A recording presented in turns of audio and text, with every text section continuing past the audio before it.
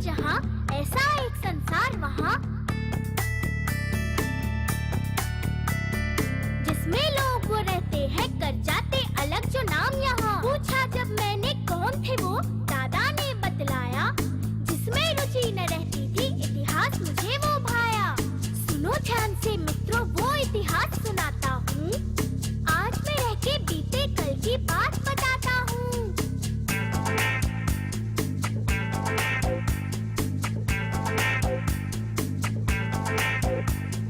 हर्ष नाम का राजा था, कनौज पे करता था जो राज, किंतु ऐसा संकट आया उसकी मृत्यु के पश्चात। टुकड़ों में बट के बिखर गया था जो एकत्र साम्राज्य, फूट का क्या परिणाम हुआ सुनो मैं तुम्हें सुनाता हूँ, आज मैं रह के बीते कल की बात बताता हूँ।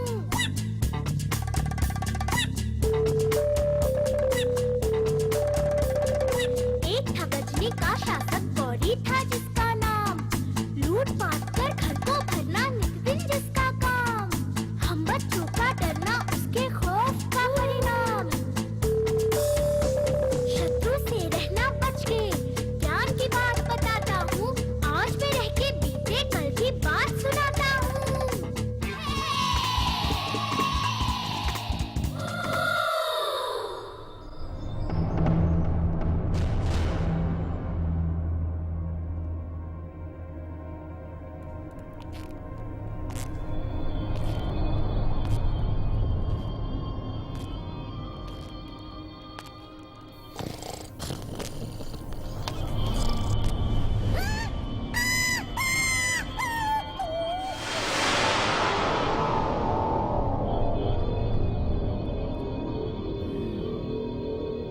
उल्लू की तुम फिर सो रहा था ना मुराद? आंखें बंद करके सोच रहा था कि आपने हमारे मुल्क गजनी को कहां से कहां पहुंचा दिया हुजूर। आज मोहम्मद गौरी का ये मुल्क दुनिया का सबसे बलवान और रईस मुल्क है। ऐ मेरे आईनाए राइजनी, मैं तुम्हारे अंदर देखना चाहता हूँ, दिखाओ दुनिया के सबसे अमीर मुल्क गजनी को।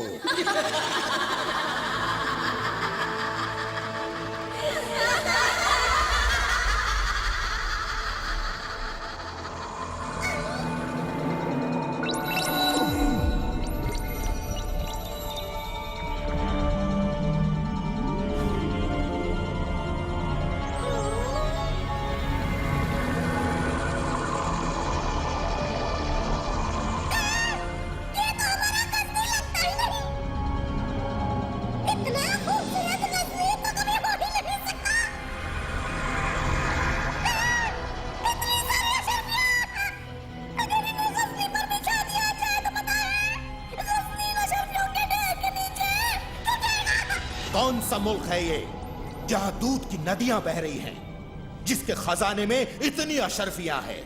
इस देश को सोने की चिड़िया कहा जाता है। ये देश है हिंदुस्तान। हिंदुस्तान? गजनी के बादशाह क्या सोचने लगे? अगर हिंदुस्तान की सारी दौलत लूट कर मैं गजनी ले आऊं तो मेरे गजनी को भी सोने की चिड़िया कहा जाएगा। मोहम्मद गौरी, इस सोने की चिड़िया को लूटना आसान नहीं। मेरी राय मानो तो आप इस... खामोश! मोहम्मद गौरी किसी की राय नहीं लेता।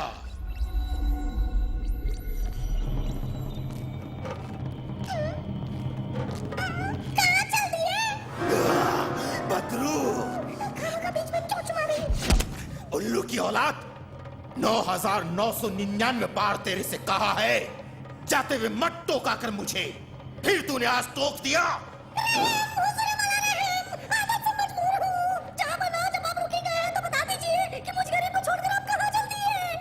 हिंदुस्तान नाम की सोने की चिड़िया को लूट कर वहां की सारी दौलत बटोर कर अपने मुल्क गजनी ले आऊंगा।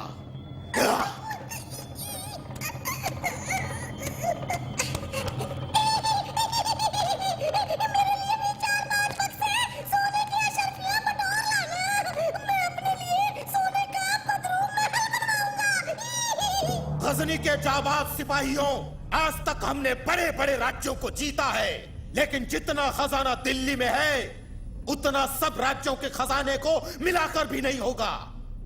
अगर हम ये खजाना लूट कर अपने मुल्क गजनी ले आएंगे तो हमारा मुल्क दुनिया का सबसे अमीर मुल्क बन जाएगा। यहाँ पर भी हिंदुस्तान की तरह दूध की नदियां बहेंगी। सिपाहियों सब तैयार हो जाओ दिल्ली पर हमला करने के लिए। हम तैयार हैं, हम तैयार हैं, चलो दिल्ली। शाबाश मेरे जाबाज सिपाहियों, हम कल ही कूच करेंगे।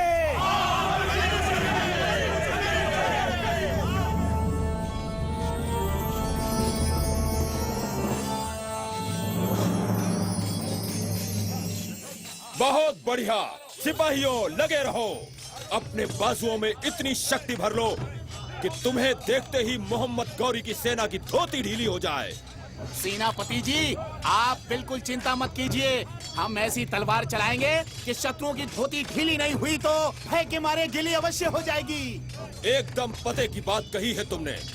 गौरी को पता चल जाना चाहिए कि जब जब विदेशियों ने हिंदुस्तान को लूटने के लिए कदम बढ़ाया है, तब तब हम वीरों ने उनके हाथ पांव तोड़कर उन्हें उनकी नानी याद दिला दी है।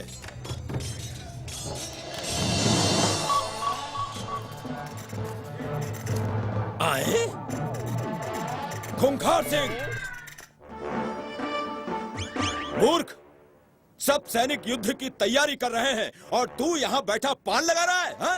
सरकार, मैं भी तो युद्ध की तैयारी कर रहा हूँ। घनचक्कर, पान लगाकर क्या तू युद्ध जीत जाएगा? जी हाँ सरकार, क्योंकि ये कोई मामूली पान नहीं है। क्या मतलब?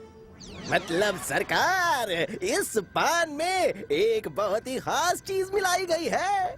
अच्छा, हम भी तो चेक कर देखें कि तुमने इसमें क्या खास चीज मिलाई है। अरे अरे सरकार, ये पान आपके लिए नहीं है, शत्रुओं के लिए है। ये खास पान सबसे पहले शत्रु नहीं, हम खाएंगे। नहीं, अरे अरे अरे सरकार। वाह, क्या पान है! खाते ही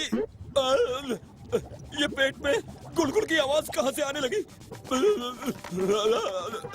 इसमें मेरा दोष नहीं, मैंने तो मना किया था सरकार को खाने से। खूंखार सिंह, बदमाश! सच सच बता, इसमें कौन सी खास चीज मिलाई थी? जमाल घोटा।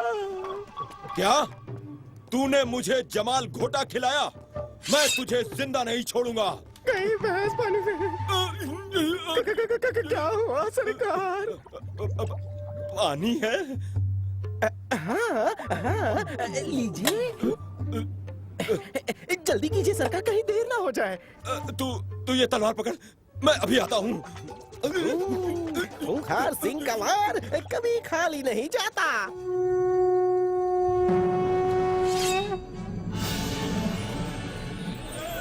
थर थर पत्तों जैसे कांपे,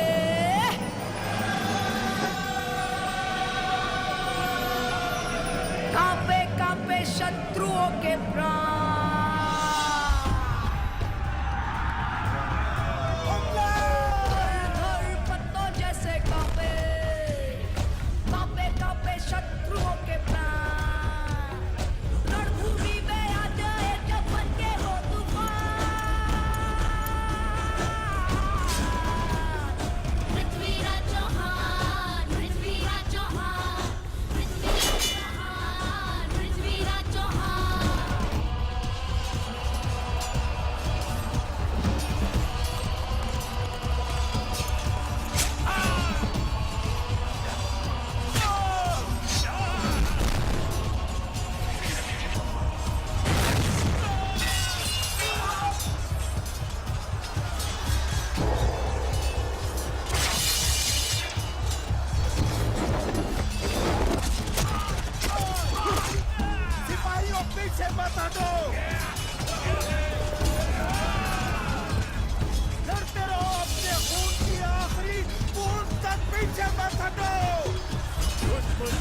ना बचने पाए। आगे बढ़ो, दिल्ली हमारी है, दिल्ली हमारी है।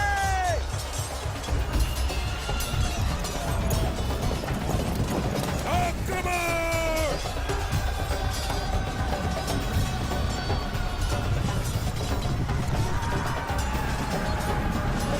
कुचल डालो दुश्मन को, कुचल डालो। एक एक को मौत के घाट उतार दो।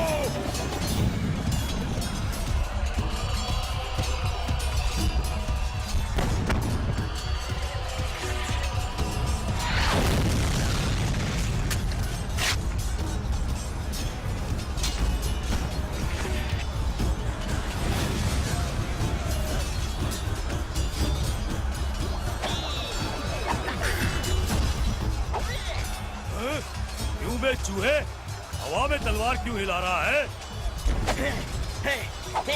क्योंकि कोई मुझसे लड़ता ही नहीं। क्यों नहीं लड़ता? क्योंकि मैं ये पान खाकर लड़ता हूँ। इसे खाकर मैं बलवान हो जाता हूँ और दुश्मनों के छक्के छुड़ा देता हूँ। अब तो इस पान को मैं खाऊंगा। इधर ला।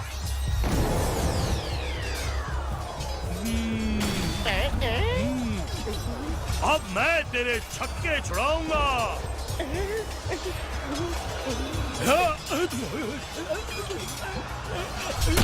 क्या हुआ? क्यों रुक गए?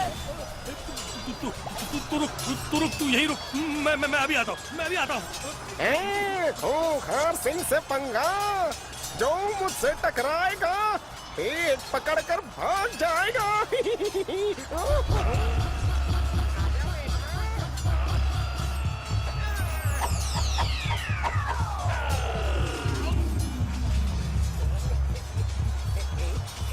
स्वाद कैसा है भैया?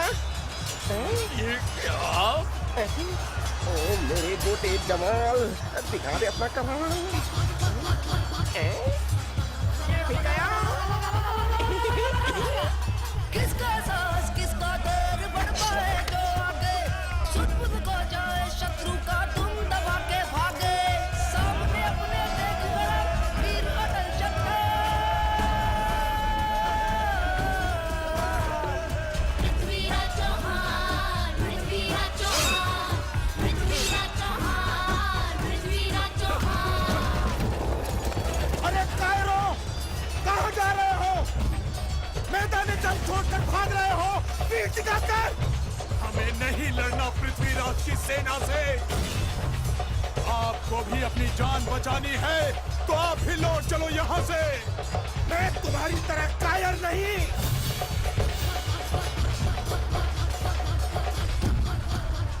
आयरो रुक जाओ, क्यों भाग रहे हो यहाँ से? अरे भाईजान, इस शक्ति से भरे पान को खाकर हमारे सैनिक तुम्हारी सेना की ऐसी तैसी कर रहे हैं। हाँ। ये पान मुझे दे दे। नहीं दूंगा। दे दे, वरना मैं तेरे दोनों हाथ काट दूंगा। तो ले ले। अब मैं पृथ्वीराज की सेना की ऐसी तैसी करूंगा।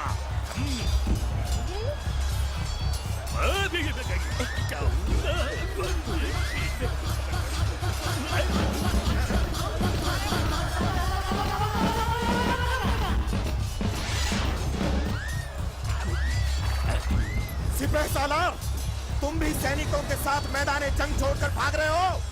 जी हुजूर, क्योंकि मुझे दूसरे मैदान की जरूरत आन पड़ी है। रुको कायर, रुक ही तो नहीं सकता सरकार। अगर तुम सभी इसी तरह मैदान छोड़कर भागोगे तो हम जीतेंगे कैसे? सोचा है तुमने? हुजूर, अब तो सोचने समझने की ताकत ही नहीं बची। ना मुराद, हम हार जाएंगे। हारने को बचा ही क्या है?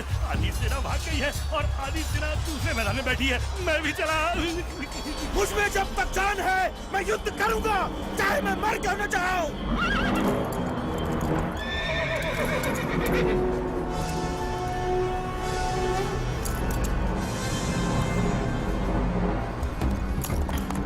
पृथ्वीराज, मैं तुम्हें नहीं छोड़ूंगा। छोड़ना बाद में, पहले पकड़ तो ले गौरी।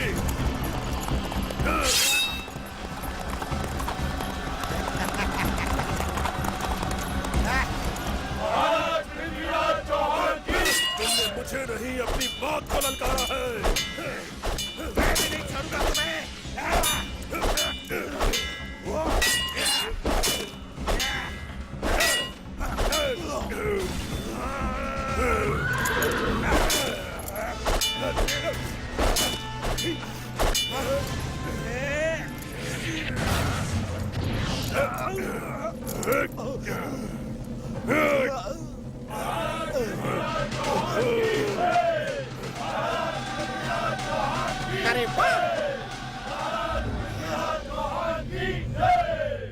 इसे बंदी बनाकर हमारी राज्यसभा में पेश किया जाए।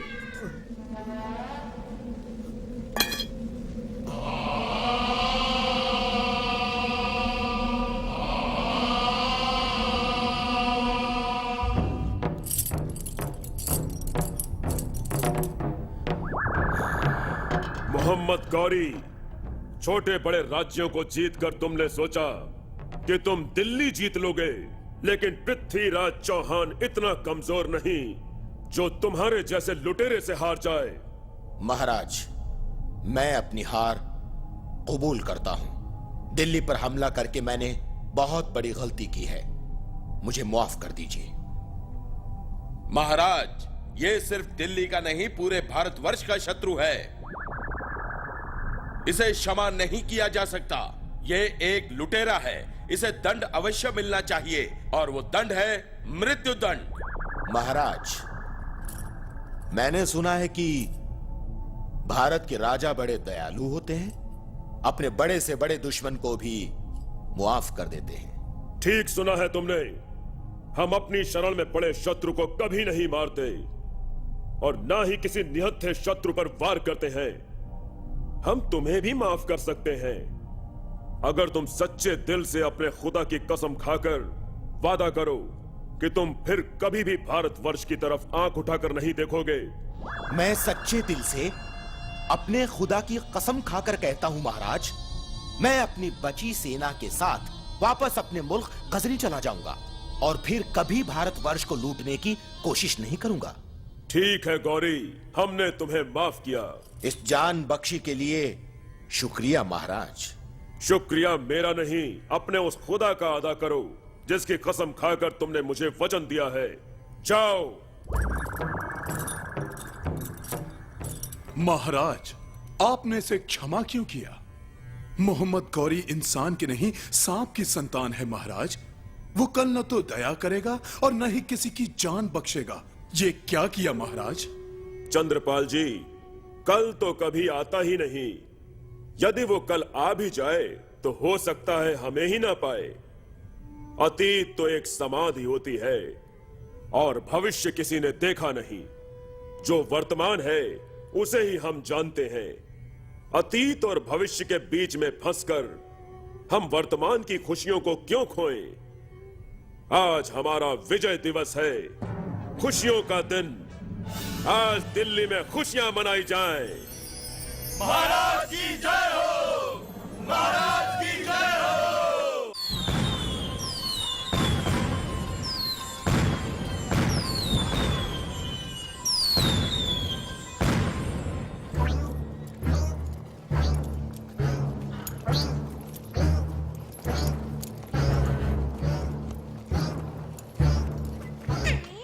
खाली हाथ लौटे? क्यों आना गजनी के लंबे नाक कटवाकर?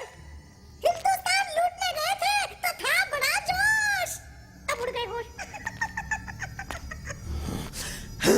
जब भी चोंच खोलेगा आगे उगलेगा। जी तो चाहता है तेरा गला मरोड़कर गजनी के बाहर उल्टा लटका दूं। ऐसा तो मत करना। अभी तो मेरी शादी भी नहीं हुई है। जरा सोचिए, मेरे होने वाले बीवी बच्चों का क्या होगा? पता नहीं वो गजनी के किस कोने में मेरा इंतजार कर रही होगी। हाय मेरी बीवी, हाय रे मेरे छोटे बच्चे।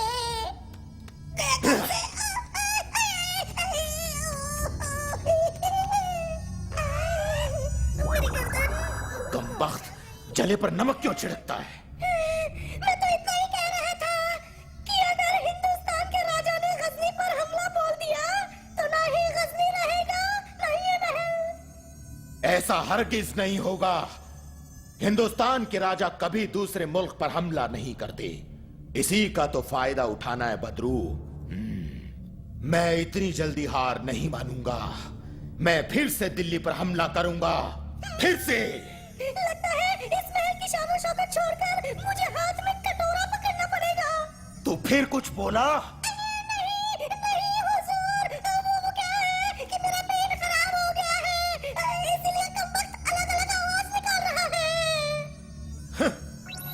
ए आईनाए राइजनी, बता इस बार मैं दिल्ली जीत पाऊंगा कि नहीं? तेरी हार ने तेरी आंखों के सामने अंधकार का पर्दा डाल दिया है, इसीलिए तू भूल गया कि मैं भविष्य नहीं वर्तमान दिखाती हूँ। तो सुन, मैं बताता हूँ मेरा भविष्य, मोहम्मद गौरी का भविष्य। जब तक मैं दिल्ली को जीत नहीं लेता, मैं चैन से नहीं बैठूंगा, चाहे उसके लिए मुझे हजारों बार दिल्ली पर हमला क्यों न करना पड़े। आकाश रहेगा सिर पर, ना बैलों में ही धरती, हाथी के आगे चलती है कब्जी की मर्जी। गौरी की चतुराई पर हर बात गिरा है पानी, दिल्ली के योद्धा ने उसको याद दिला जिन्होंने किया आक्रमण। गौरी ने दिल्ली पे 16 बार, किंतु हार का स्वाद चखा वो दुष्ट बारंबार। हर बार क्षमा की भीख मिली, हर बार ही जीवन दान। पृथ्वीराज चौहान, पृथ्वीराज चौहान, पृथ्वीराज चौहान। जहां पृथ्वीराज चौहान मोहम्मद गौरी को युद्ध भूमि में उसकी नानी याद दिला रहे थे, वहीं दूसरी ओर एक राजा अपनी आन बान और शान को बढ़ाने के लिए प्रयत्न कर रहे थे, और वो थे कन्नौज के राजा जयचंद। आज हम आप सभी के सामने एक विचार रखना चाहते हैं। हम चाहते हैं कि हम भारतवर्ष के सम्राट कहलाएं, और इसलिए हमने ये निर्णय लिया है कि हम राजसूय यज्ञ करवाएंगे। परंतु महाराज, आप तो पुत्री संयोगिता का स्वयंवर रचाना चाहते थे। अपनी बेटी के स्वयंवर के लिए इससे अच्छा अवसर हमें फिर नहीं मिलेगा। भारतवर्ष के सभी राजा हमारी सभा में उपस्थित रहेंगे। हमारी पुत्री उसी दिन अपना वर चुनेगी। मंत्री जी, हमारे राजसूय यज्ञ में हिस्सा लेने के लिए सभी राजाओं को निमंत्रण भेज दिया जाए, और हमारी सेना को भी तैयार रहने का आदेश दिया जाए। जो राजा हमें सम्राट मानने से इनकार करेगा, उसे हमारी सेना नष्ट कर देगी। जो आज्ञा महाराज।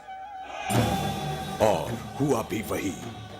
जिन राजाओं ने महाराज जयचंद को सम्राट मानने से इनकार किया, उन्हें जयचंद की सेना के हाथों हार का सामना करना पड़ा। क्या जयचंद ये जानते नहीं कि उन्होंने किसे ललकारा है? जाओ, जाकर अपने महाराज से कह दो कि दिल्ली का राजा एक ही है, और वो है महाराज पृथ्वीराज चौहान। पृथ्वीराज की इतनी हिम्मत, हम स्वयं दिल्ली पर हमला करेंगे और उसके अहंकार को चूर चूर कर देंगे। परंतु महाराज, राजसूय यज्ञ की तिथि समीप आ रही है। दिल्ली पर आक्रमण करने के लिए हमारे पास समय नहीं है। राजसूय यज्ञ और हमारी पुत्री के स्वयंवर की तैयारी की जाए, और हां, पृथ्वीराज का एक बुत बनाकर द्वार पर खड़ा कर दिया जाए, ताकि सभी को ये पता चल सके कि दिल्ली का महाराज पृथ्वीराज चौहान हमारा दरबान है।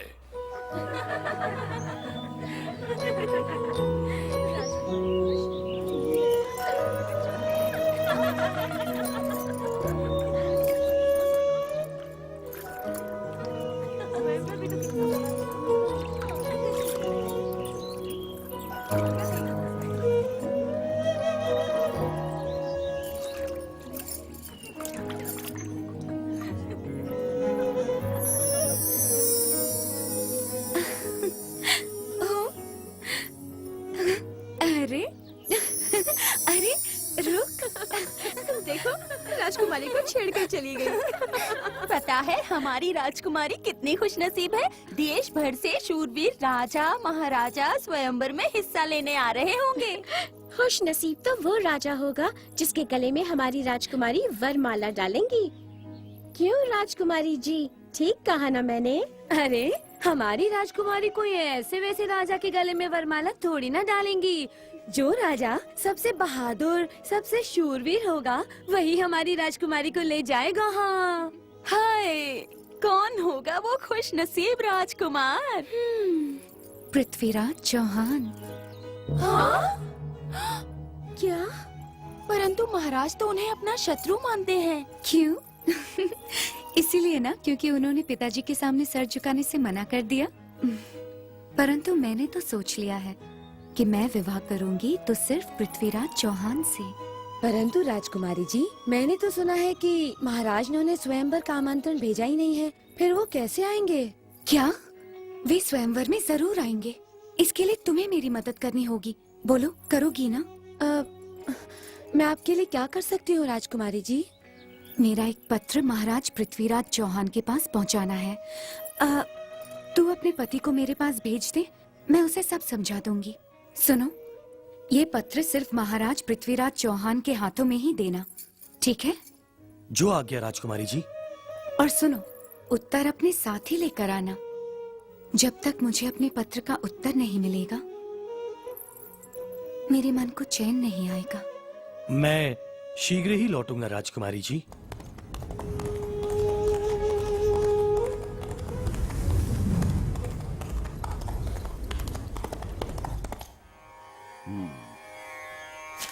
हे संयोगिता के दूत, तुम थक गए होगे, थोड़ा आराम कर लो। तब तक हम इस पत्र के विषय में विचार करते हैं। महाराज, मैं क्षमा चाहता हूं। मैं यहां एक पल भी नहीं ठहर सकता, क्योंकि वहां राजकुमारी जी अपने इस पत्र के उत्तर में व्याकुल हो रही होंगी।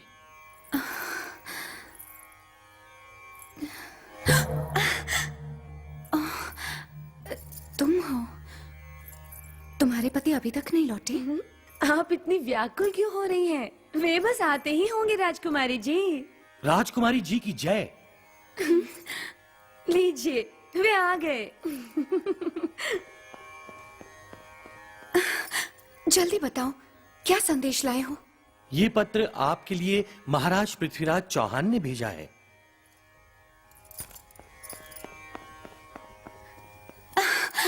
लाओ, मुझे दो। मैं नहीं दूंगी। तुम ना।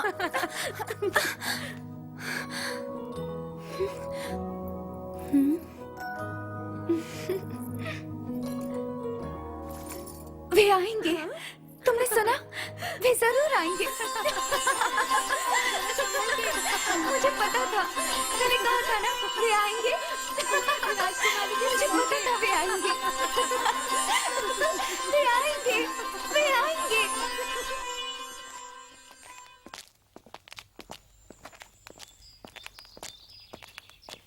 चांद, हमने संयोगिता को वचन दिया है कि हम कन्नौज अवश्य आएंगे। परंतु महाराज, ये कैसे संभव होगा? जयचंद आपको कन्नौज में प्रवेश नहीं करने देगा। हम जानते हैं, परंतु वे तुम्हारे जैसे विद्वान को कन्नौज में प्रवेश करने से नहीं रोकेंगे। तुम कन्नौज जाने की तैयारी करो। परंतु तुम्हारे साथ हमारी सेना के 100 बहादुर सिपाही होंगे, तुम्हारे सेवक के रूप में। लेकिन महाराज, आपका कन्नौज में प्रवेश करना बहुत जरूरी है।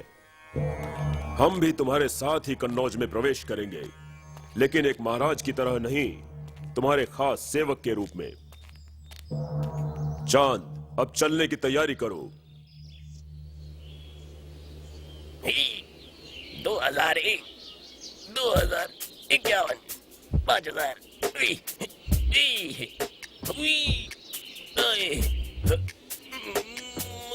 अरे वाह वाह वाह, मेरे सीकड़ी पहलवान जियो। अरे क्या कर रही है? अरे अरे संभाल कर, हड्डी चटक जाएगी। मेरे दोस्त खूंखार सिंह आज सवेरे सवेरे कसरत कर रही है। क्या राजकुमारी संयोगिता के स्वयंवर की पहरेदारी करने जा रही है? अबे लल्लू, तू जानता है राजकुमारी संयोगिता किसके गले में वरमाला डालने वाली है? किसके? मेरे।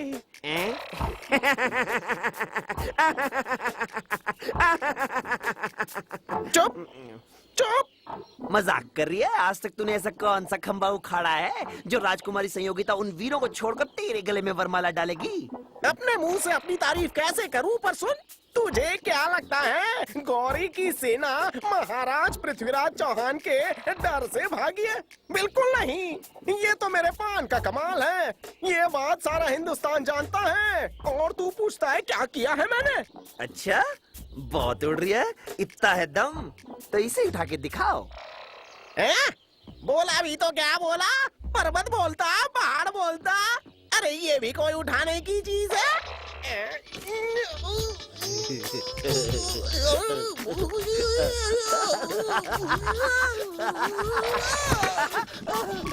वाह मेरे मिट्टी के शेर।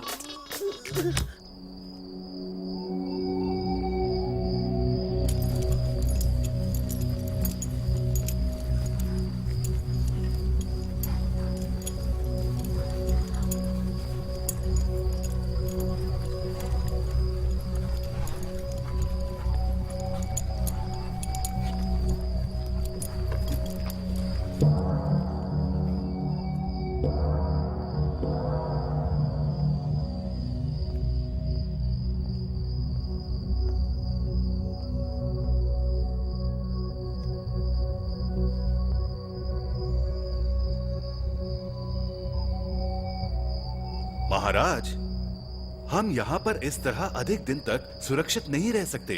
आपको शीघ्र ही राजकुमारी संयोगिता से मिलना चाहिए। महाराज की जय। कहो, क्या समाचार लाए हो? महाराज, आपको नीचा दिखाने के लिए महाराज जयचंद ने आपका बुत बनाकर स्वयंवर के द्वार पर खड़ा करवा दिया है। महाराज जयचंद ने भारतवर्ष के राजाओं के सामने हमारा अपमान किया है। कल स्वयंवर में उन्हीं राजाओं के सामने हम उन्हें नीचा दिखाएंगे। हमारे सैनिकों को तैयार रहने का आदेश दे दो। महाराज, आप आज्ञा दें। हम आपके इस अपमान का बदला महाराज जयचंद को युद्ध में हरा कर लेंगे। नहीं, युद्ध में तो हम महाराज जयचंद को कभी भी हरा सकते हैं, परंतु कल जो हम करने वाले हैं वो इतिहास में लिखा जाएगा। और जब तक इस धरती पर इंसान रहेंगे, पृथ्वीराज चौहान के इस बदले को याद किया जाएगा।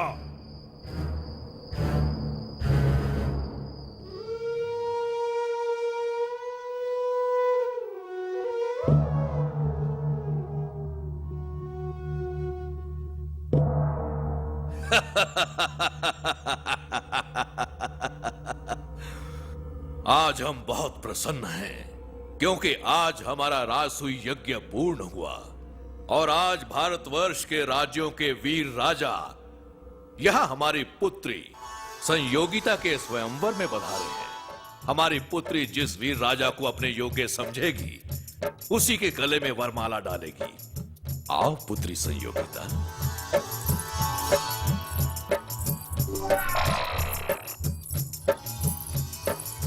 देख, तेरी भाभी आ गई।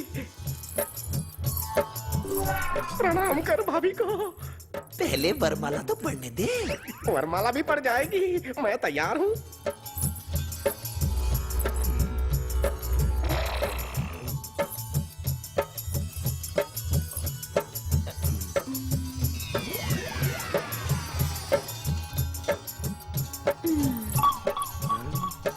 राजकुमारी जी, अब इनसे मिलिए।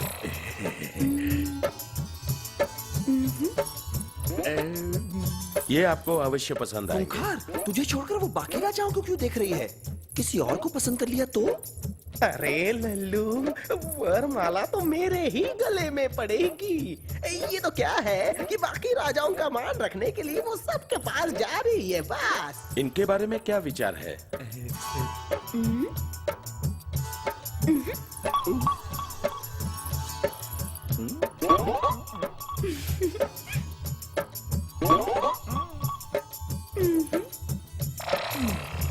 तुझे लग रही है कि वो तेरे ही गले में वरमाला डालेगी?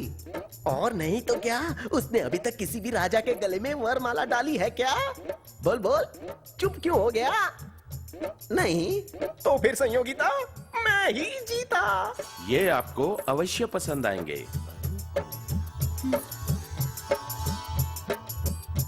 नहीं।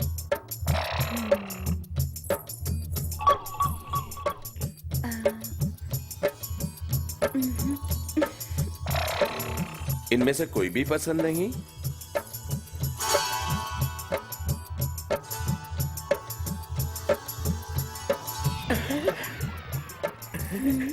बात बन रही है। देख मेरी तरफ देखकर कितने प्यार से मुस्कुरा रही है। ये खुशी मुझसे बर्दाश्त नहीं हो रही है। क्या करूं क्या करूं? मैं अपनी आंखें बंद कर लेता हूं और मैं आंखें तब खोलूंगा जब वो वरमाला मेरे गले में डालेगी। कौन है ये जिनके चेहरे पर सूर्य के समान तेज है? एक ही तो है, खूंखार सिंह।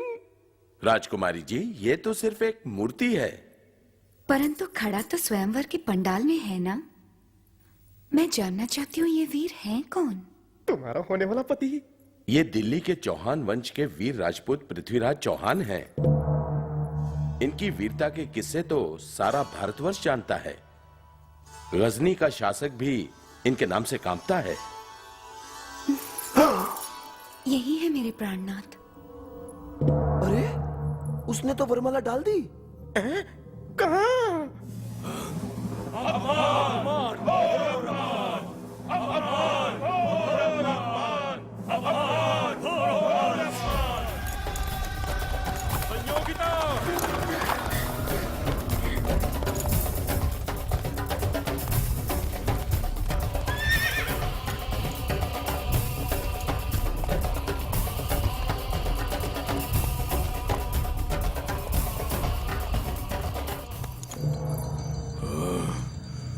महाराज जयचंद, आपने हमारा अपमान करने के लिए हमारी मूर्ति यहाँ खड़ी की थी, परंतु इसी राजसभा में आज आपका अपमान हो रहा है।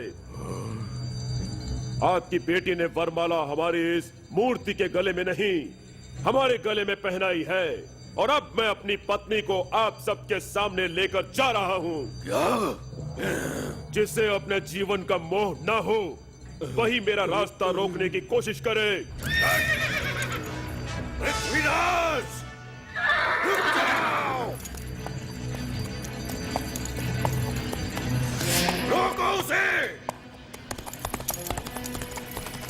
वो तुम सबके होते हुए मेरी बेटी को लेकर जा रहा है। तुम सबके सब डरपोक हो, डरपोक! तुम सब अपने आप को शूरवीर कहते हो। तुम्हें अपनी जिंदगी की परवाह है, अपनी मान मर्यादा की नहीं। कल तक वो सिर्फ तेरी भाभी थी, अब वो मेरी भी भाभी हो गई। रास्ते से हट जाओ।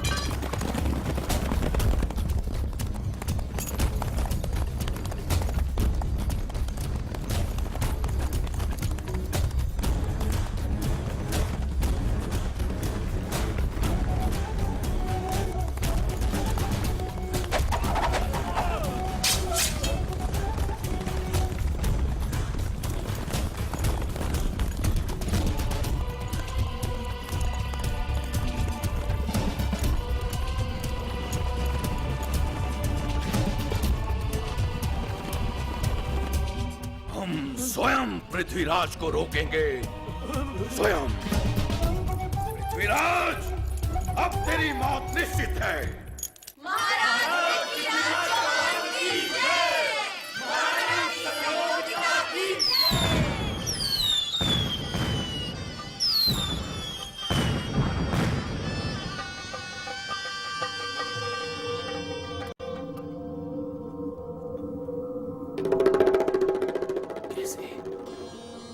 कैसे मैं अपनी बेइज्जती का बदला लूं? 16 बार पृथ्वीराज मुझे शिकस्त दे चुका है, और कितनी बार हारूंगा उससे? कितनी बार? क्या मैं कभी दिल्ली नहीं जीत पाऊंगा? हा? इसको देखो, बार बार गिर रही है और चढ़ रही है। ये भी मेरी तरह बार बार गिरती है, चढ़ती है।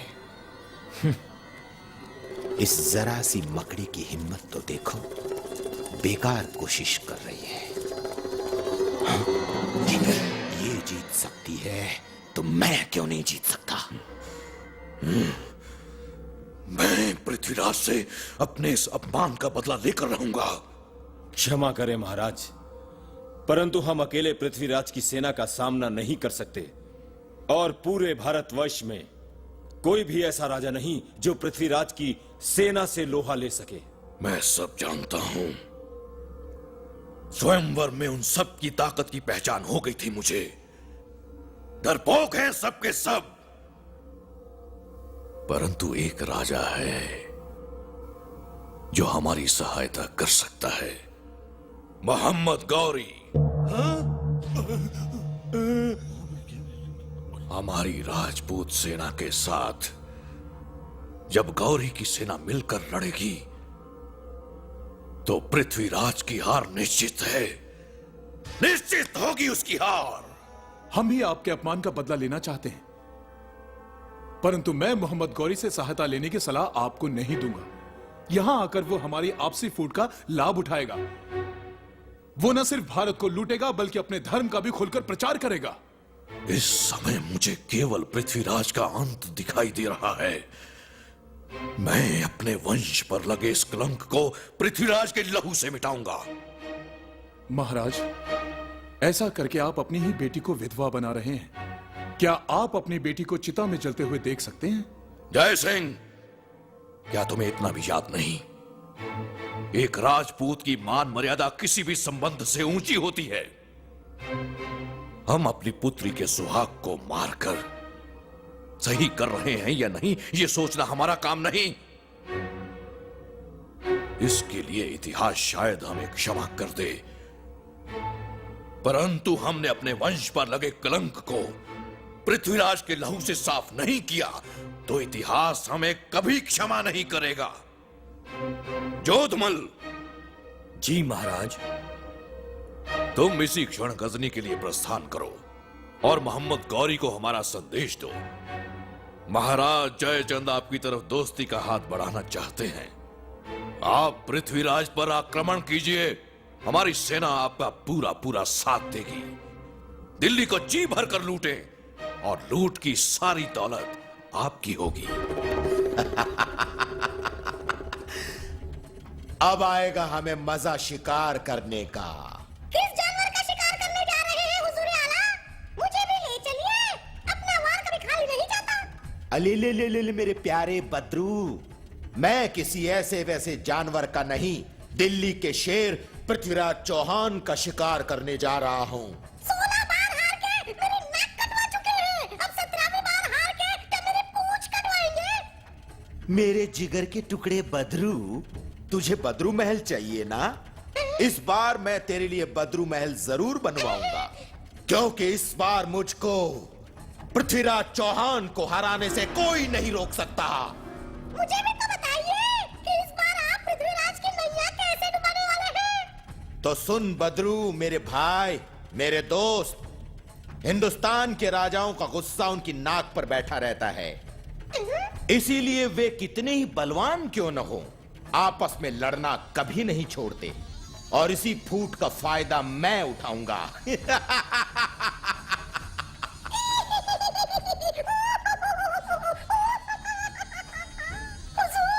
जंगल में लोमड़ी और गजनी में गोरी से ज्यादा चालाक और कोई नहीं है। मेरे दुख सुख के साथी, इसे चालाकी नहीं राजनीति कहते हैं।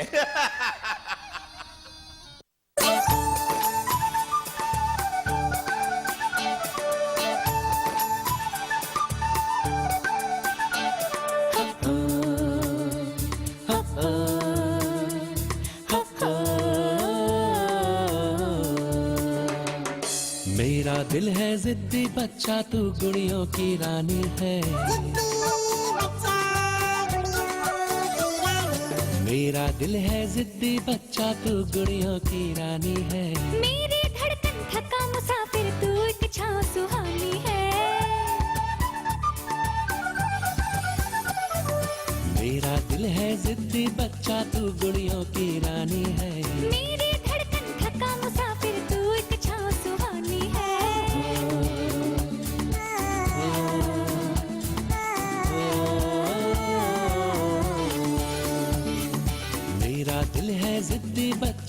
गुड़ियों की रानी है।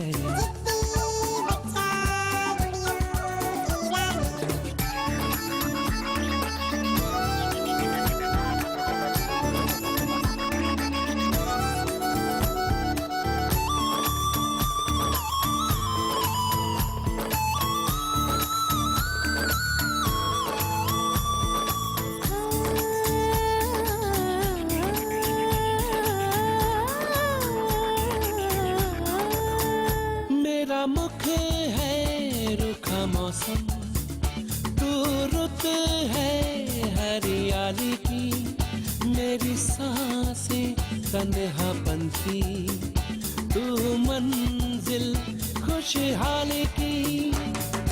मेरा जीवन सूखी नदियाँ, तू झरनों की रवानी है। मेरी धड़कन थका मुसाफिर, तू एक छाँव सुहानी है।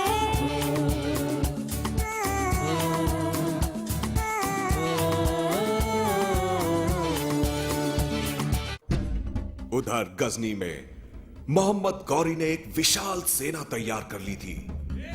गौरी के साथ साथ उसकी सेना भी दिल्ली पर हमला करने के लिए बेचैन थी। गौरी ने आखिर उन्हें दिल्ली लूटने का हक जो दे दिया था। गौरी और उसकी सेना ने पूरे जोर शोर के साथ दिल्ली की ओर कूच किया।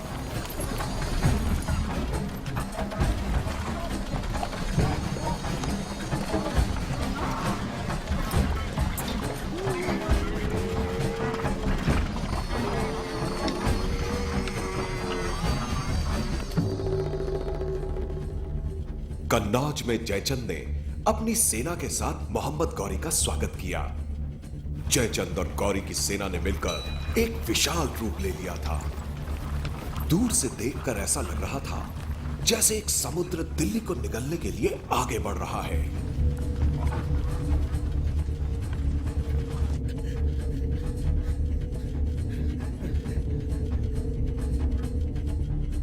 महाराज जयचंद और शहाबुद्दीन की सेना मिलकर आक्रमण करने के लिए दिल्ली की तरफ बढ़ रही हैं।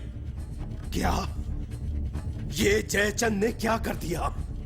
सेनापति जी, आप सेना को युद्ध के लिए तैयार रहने का आदेश दीजिए। महाराज को इसकी सूचना इसी क्षण देनी चाहिए। परंतु उन्हें ये सूचना देगा कौन? जो भी महाराज के विश्राम में विघ्न डालता है, उसे उनके क्रोध का सामना करना पड़ता है।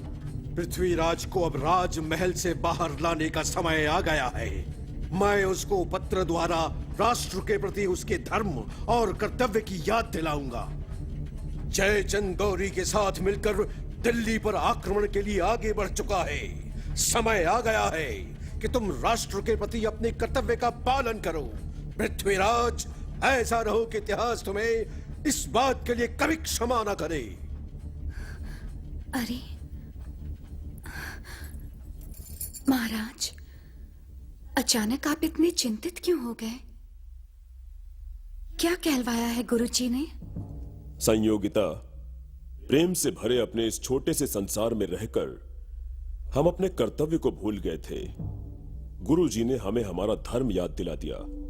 महाराज जयचंद गौरी के साथ मिलकर दिल्ली पर आक्रमण करने के लिए आगे बढ़ रहे हैं। हमें युद्ध की तैयारी करनी है।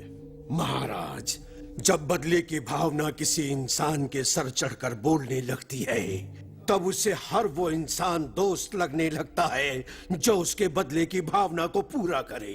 जयचंद ने भी अपनी आंखों पर बदले की पट्टी बांध ली है। ऐसे में उन्हें धर्म और राष्ट्र के भले बुरे की चिंता नहीं है। महाराज जयचंद समझते हैं कि वो गौरी से हाथ मिलाकर पृथ्वीराज को हरा देंगे।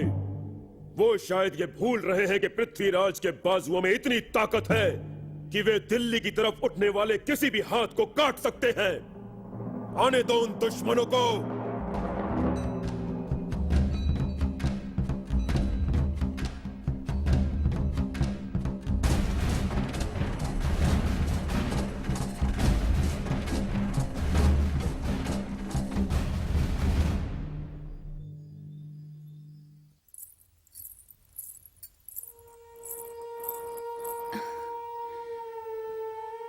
महाराज, ऐसी कौन सी चिंता है जो आपको सता रही है? संयोगिता, हमें लगता है कि इस बार की लड़ाई पिछली लड़ाइयों से ज्यादा घातक होगी। हमें इस बात की चिंता है कि अगर हम लड़ते लड़ते शहीद हो गए तो तुम्हारी रक्षा कौन करेगा? महाराज, मैं एक वीर की पत्नी हूं। शत्रुओं से डरना मैंने भी नहीं सीखा है।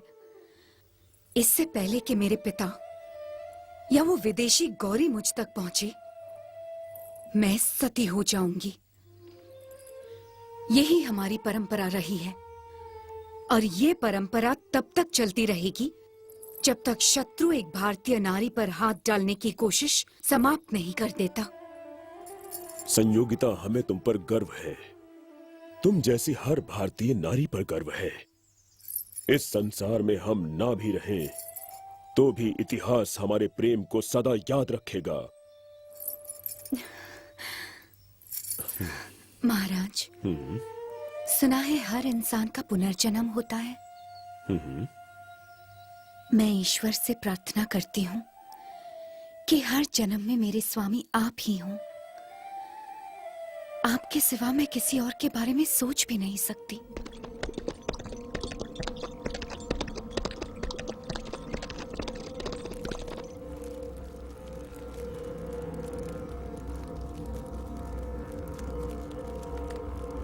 महाराज की जय हो।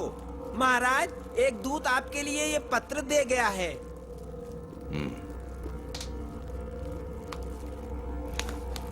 संयोगिता का पत्र?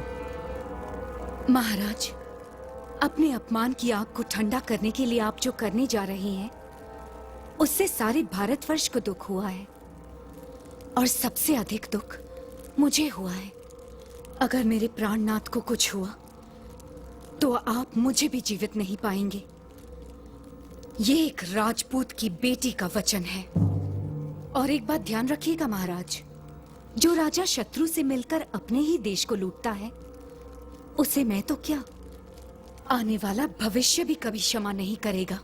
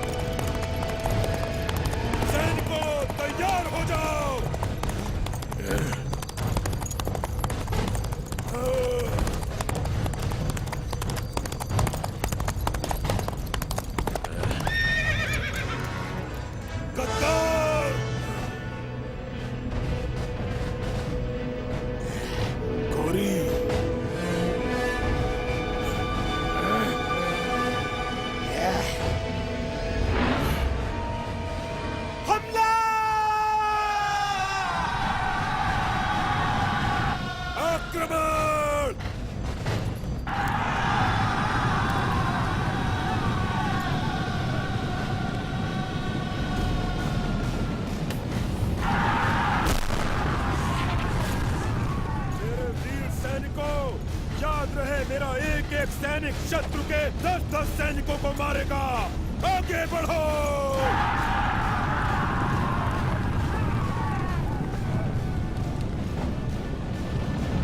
रोक डालो इन्हें।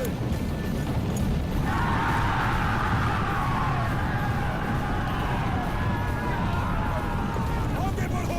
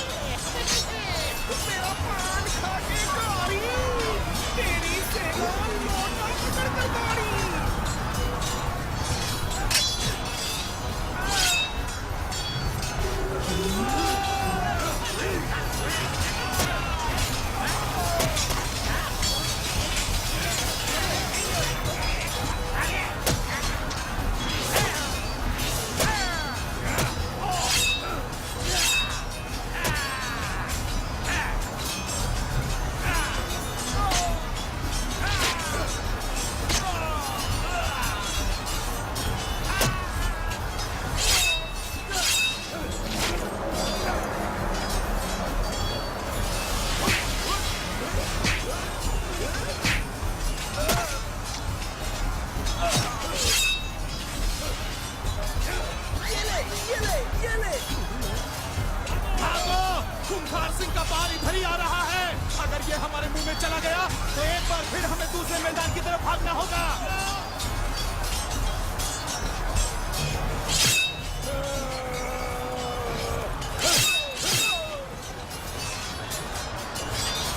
भागो!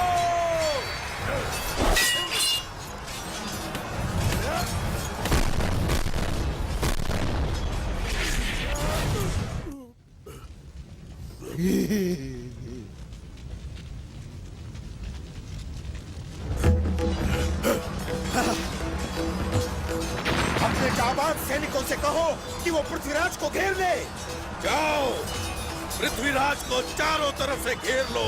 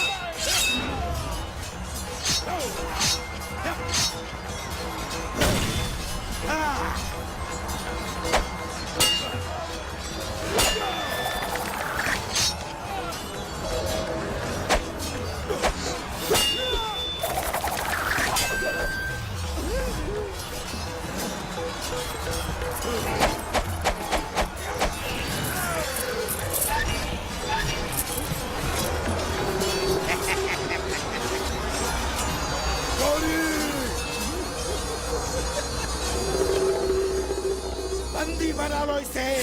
ये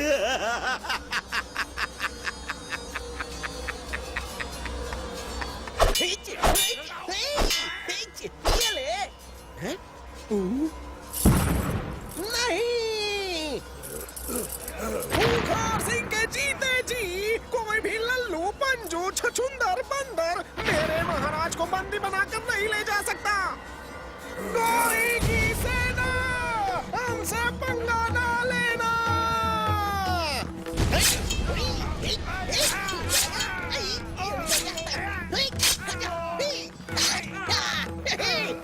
मुझसे जो पंगा लेगा वो कर जाएगा। अब तक तुम लोगों ने मेरे जवान कोटे का कमाल देखा है, अब मेरी तलवार का भी कमाल देख लो। आओ आओ। अरे ये तो सच में आ गए। करके आओ, बच्चे की जान लोगे क्या? नहीं छोड़ूंगा। आजा तू। गौरी, चप्पड़ गंजू, बच्चे की जान ले ली। महाराज पृथ्वीराज चौहान की जय।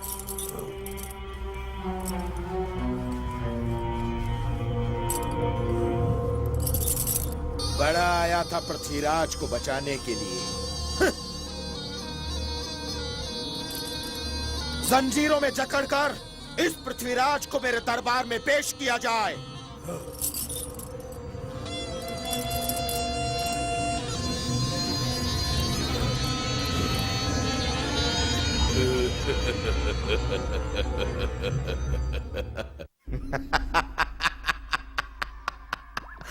अब बोलो पृथ्वीराज। ओह, गलती हो गई।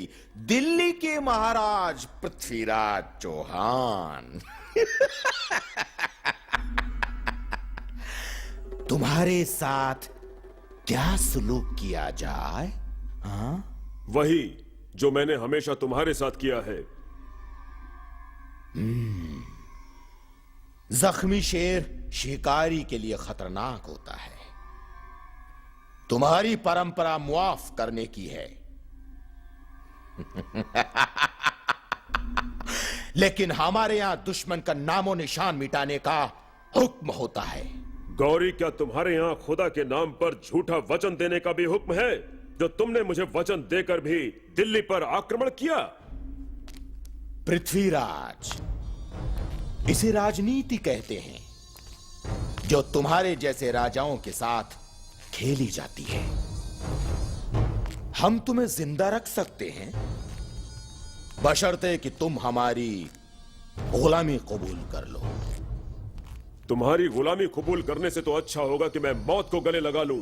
तुम्हारी ये ख्वाहिश जरूर पूरी की जाएगी, लेकिन यहां नहीं, गजनी में। गजनी की जनता भी तो देखे कि हमने भारत के शेर का शिकार किया है, और इतने खतरनाक शेर को इतनी आसान मौत नहीं मिलनी चाहिए। ये जो आंखें फाड़ फाड़ कर तुम मुझे देख रहे हो ना पृथ्वीराज, सबसे पहले तुम्हारी आंखें निकाल ली जाएंगी ताकि सारी दुनिया तुम्हारी मौत का तमाशा देख सके। लेकिन अफसोस, सिर्फ तुम अपनी मौत को आते नहीं देख पाओगे। नहीं देख पाओगे। शहाबुद्दीन गौरी, हमने अपना वचन निभाया, अब तुम भी अपना वचन निभाओ और दिल्ली की राजगद्दी हमें दे दो। क्यों नहीं जयचंद मेरे दोस्त, तुम्हारी मदद के बिना मैं आज पृथ्वीराज को हरा नहीं पाता। तुम्हें तो इनाम मिलना ही चाहिए। हाँ? सिपाहियों, गिरफ्तार कर लो इस गद्दार को। क्या? ये क्या कर रहे हो? ये शहाबुद्दीन, ये क्या? तुम जानते नहीं मैं कौन हूं? कल तक तुम कन्नौज के राजा थे, लेकिन आज मेरे कैदी हो। जो राजा अपनी झूठी शान के लिए अपनी बेटी का सुहाग उजाड़ सकता है, अपने ही मुल्क के लोगों के खिलाफ लड़कर उनका खून बहा सकता है, वो राजा नहीं एक गद्दार होता है। जो आज अपने मुल्क के साथ गद्दारी कर सकता है, वो कल हमारे साथ भी गद्दारी कर सकता है। हाँ। सिपाहियों, इसका गला काटकर दिल्ली के चौराहे पर लटका दिया जाए और उसके नीचे लिख दिया जाए, ये है भारतवर्ष का गद्दार जयचंद, जिसने अपनी बेटी का सुहाग उजाड़ा और अपने मुल्क को गुलामी के अंधेरे में धकेल दिया। ले जाओ इसे। शहाबुद्दीन, छोड़ दे मुझे। तूने मुझे धोखा दिया है। तू जानता नहीं तू किसके साथ गद्दारी कर रहा है। याद रख, अब तेरा भी समय आ गया है। नष्ट कर दूंगा मैं तुझे, मिटा दूंगा। शहाबुद्दीन, छोड़ दे मुझे। तूने धोखा दिया है मुझे, गद्दार! ऐसा कैसे?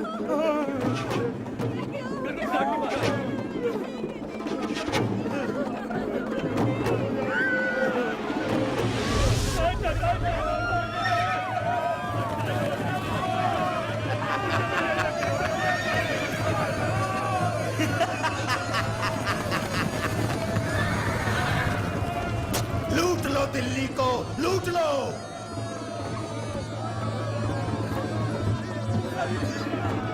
शाबाश, शाबाश सिपाहियों, लूट लो। दिल्ली हमारी है।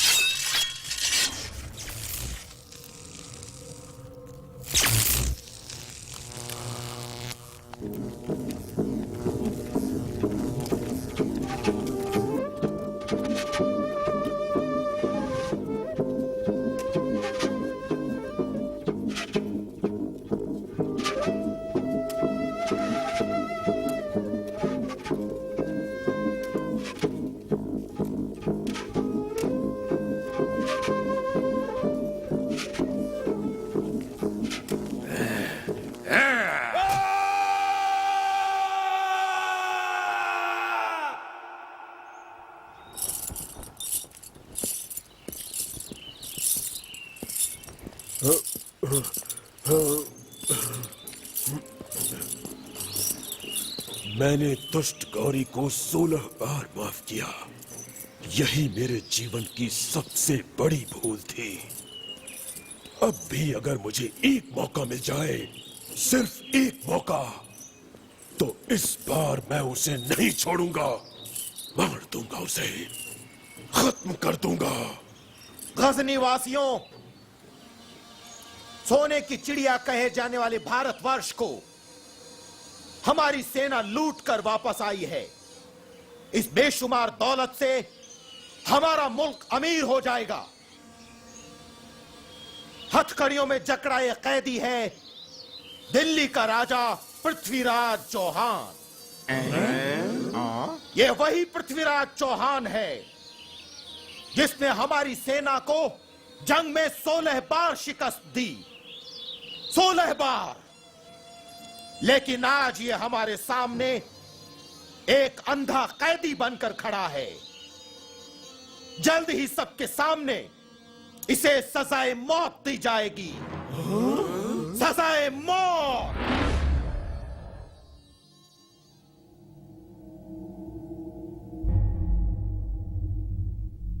जयचंद को तो अपनी करनी की सजा मिलनी ही थी, परंतु गौरी महाराज पृथ्वीराज को अपने साथ ले गया।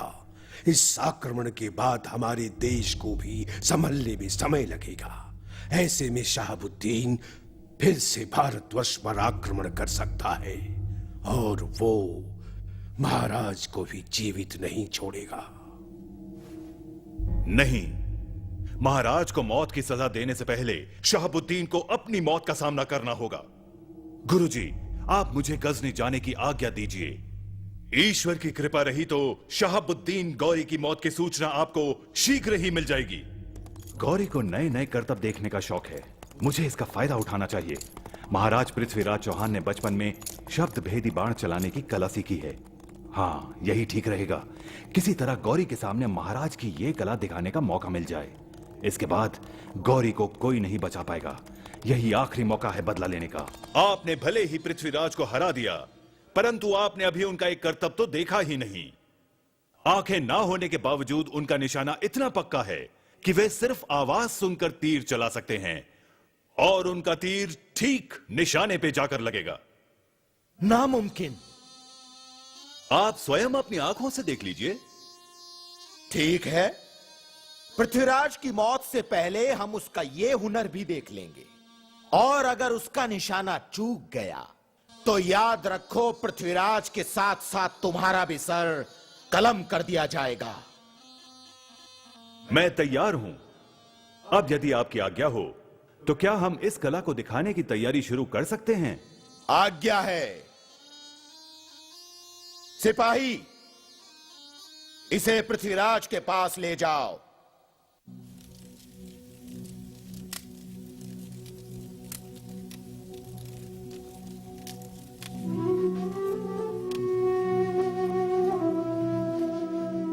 और फिर महाराज, उस तवे पर बाण चलाने के बजाय आप शहाबुद्दीन पर चला दीजिएगा, और इस तरह उसे मारकर आप अपने अपमान का बदला ले सकेंगे।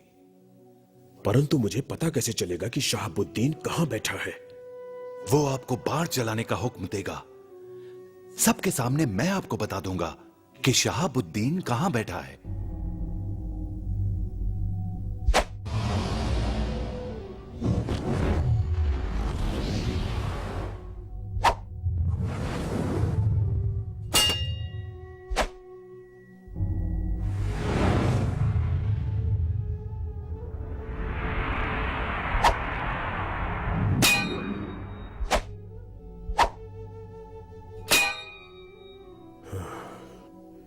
परंतु इसके बाद गौरी की सेना हम दोनों को जीवित नहीं छोड़ेगी। महाराज, मैंने इसका भी उपाय सोच लिया है।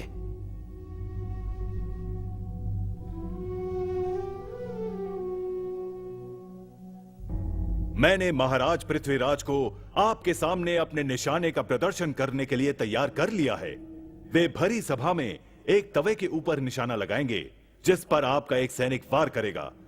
तवे से निकली आवाज को सुनकर पृथ्वीराज तीर चलाएंगे परंतु वे एक महाराज हैं, इसलिए तीर चलाने का हुक्म किसी और को नहीं, स्वयं आपको देना होगा। मंजूर है। सारा गजनी देखेगा कि पृथ्वीराज का निशाना कितना पक्का है।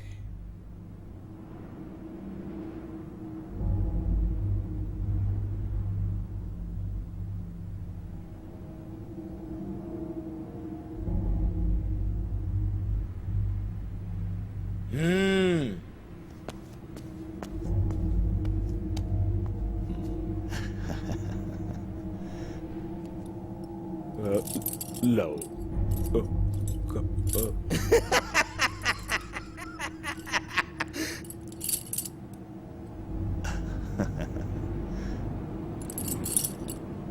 हो जाओ सावधान, अब आपको मिल गई कमान।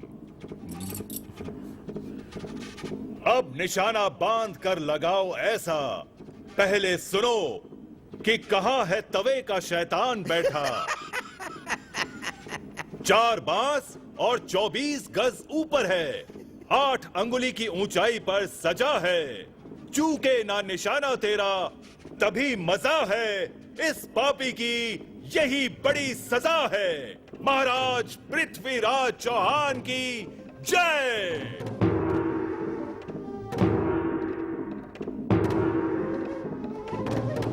पृथ्वीराज, निशाना लगाओ, लगाओ निशाना, चलाओ बाण।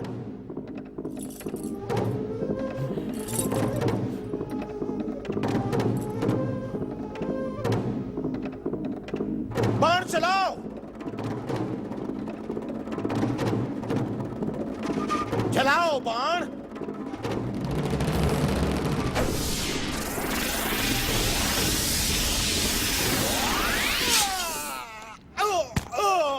मैंने अपने अपमान का बदला ले लिया। जान जल्दी करो, मुझे क्षमा करना महाराज।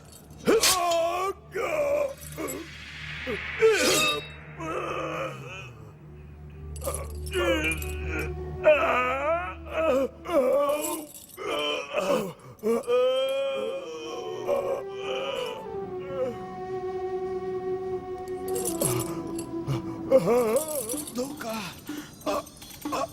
आज तक मैंने दुनिया को धोखा दिया है।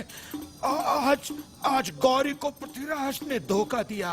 नहीं, ये नहीं हो सकता। कैसे हो गया ये?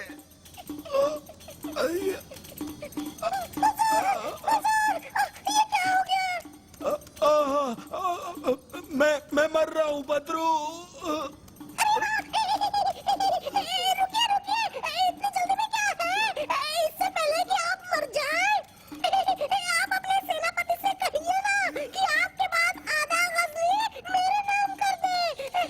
नामुराद, कमबख्त, मेरी जान बचाने के बजाय तुझे मेरी दौलत की पड़ी है। निशाना पक्का है, अब आप बच नहीं सकते। आपका मरना तो पक्का ही है, तो बेकार कोशिश क्यों करूं मैं? अब आप फौरन अपने सिपाहियों से कहिए कि आपने आधा गजनी मेरे नाम कर दिया है। सिपाहियों, जान से मार दो इस उल्लू के पट्टे को। हाय हाय, मेरा गजनी।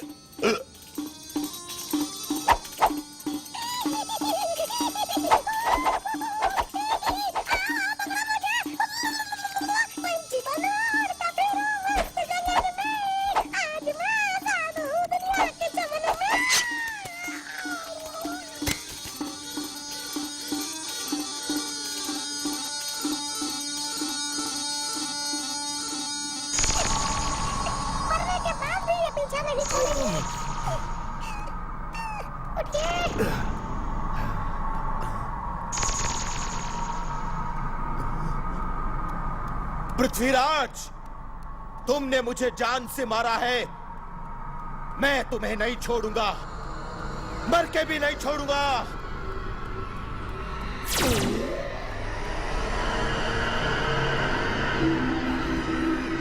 ये कौन है?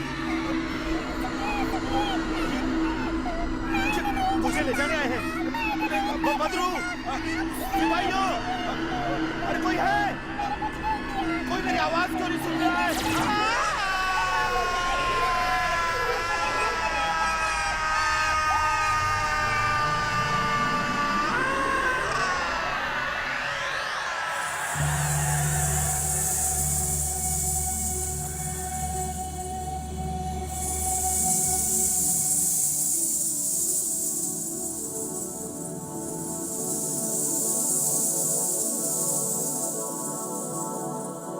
मेरी बाहें सुना सा घर, तू हलचल है आंगन की, मेरा होठ है बंजर भूमि, तू बदली है सावन की। मेरी आंखें प्यासी पिरहन तेरा दर्शन पानी है, मेरी धड़कन थका मुसाफिर तू एक छाँव सुहानी है।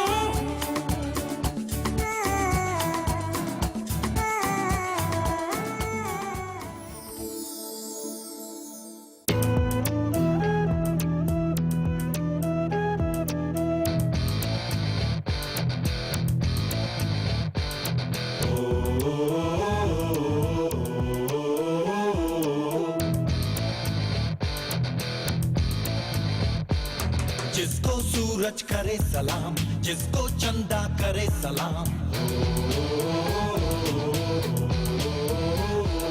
जिसको सूरज करे सलाम, जिसको चंदा करे सलाम, जिसका हर कण सोना और पर्वत हीरे की खान। ये है हिंदुस्तान हमारा, ये है हिंदुस्तान, ये है हिंदुस्तान हमारा, ये है हिंदुस्तान, ये है हिंदुस्तान हमारा, ये है हिंदुस्तान, ये है हिंदुस्तान हमारा, ये है हिंदुस्तान।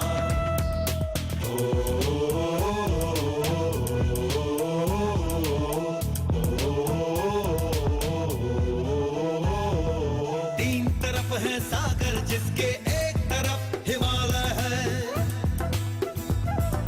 जहाँ पे मस्जिद गुरुद्वारा गिरजा और शिवालय है, सारे जहाँ में जिसकी अपनी एक अलग पहचान। ये है हिंदुस्तान हमारा, ये है हिंदुस्तान, ये है हिंदुस्तान हमारा, ये है हिंदुस्तान, ये है हिंदुस्तान हमारा, ये है हिंदुस्तान, ये है हिंदुस्तान हमारा, ये है हिंदुस्तान। जिसको सूरज करे सलाम, जिसको चंदा करे सलाम। हिंदुस्तान है हिंदुस्तान, तुझ पे मेरा दिल कुर्बान, आन पड़े जब मुश्किल कोई हंसते दे दूं अपनी जान।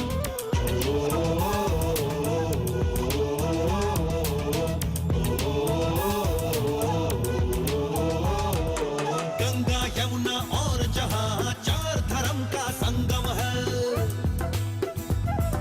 चार नाम है जग में जिसके चार जहां के मौसम है, उतनी कम तारीफ है इसकी जितनी करे बयान। ये है हिंदुस्तान हमारा, ये है हिंदुस्तान, ये है हिंदुस्तान हमारा, ये है हिंदुस्तान। जिसको सूरज करे सलाम, जिसको चंदा करे सलाम, जिसका हर कण सोना और पर्वत हीरे की खान। ये है हिंदुस्तान हमारा, ये है हिंदुस्तान, ये है हिंदुस्तान।